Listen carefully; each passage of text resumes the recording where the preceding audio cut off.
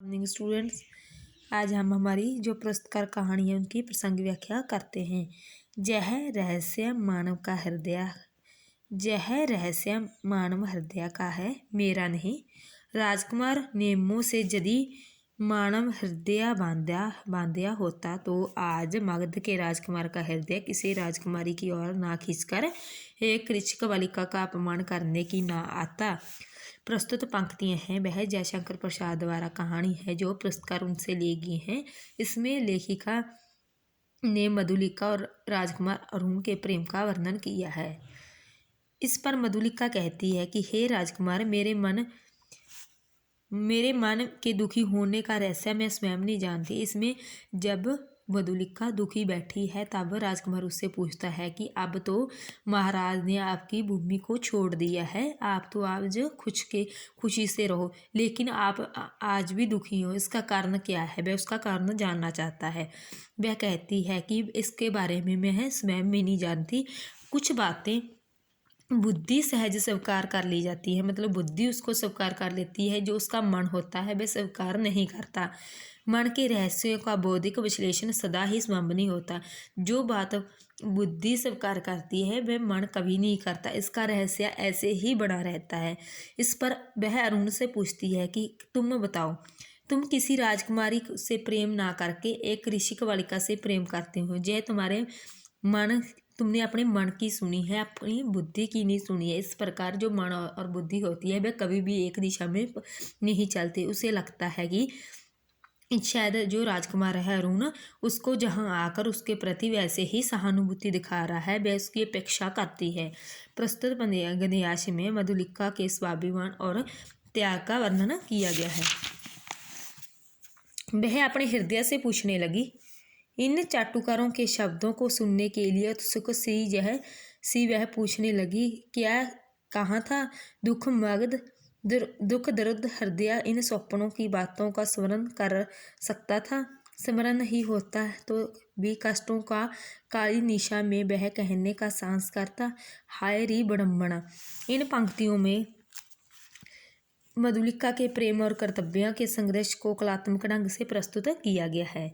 इन पंक्तियों में मधुलिका सोचती है कि क्या सचमुच अरुण थे जो राजकुमार थे, वे उसकी सहायता करने आए थे, जब ऐसे ही अपनी चापलूसी में कुछ प्रशंसा के शब्द कह रहे थे, जब मुझे सचमुच प्रेम करते थे, मुझे इन गरीबी से छुटकारा पाना चाहते थे। मैं इन बातों को याद करके बार बार अपने मन को दोहरा रही है।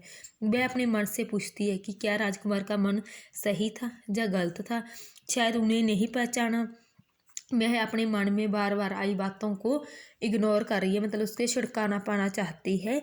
पर मधुलिका के मन में वह अरुण द्वारा बोले हुए विचार है, वे बार बार आकर अपने अपमान को स्वीकार करने की बात कहते हैं कि मधुलिका ने अरुण का अपमान किया था।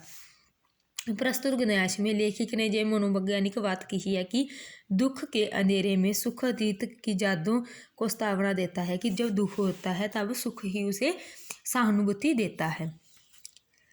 आज मधुलिका का बीते हुए क्षणों को लौटा लेने के लिए विकल थी। दर्दिया की ठोकरों ने उसे व्यथित और अधीर बना दिया था। मगध की प्रसाद माला के भैरव का काल्पनिक चित्र उनके सूखे हंडोलों को रुद्रों से नभ में बिजली के आलोक में नाचता हुआ दिखाई देने लगा था। खिलवाड़ी शशु जैसे श्रवण की संध्या में जुगनू को पकड़ने के लिए हाथ लपकाता है, वैसे ही मधुलिका मन ही मन में कह रही थी कि अभी वह निकल गया है, वर्षा के विषम रूप धारण कर लिया है।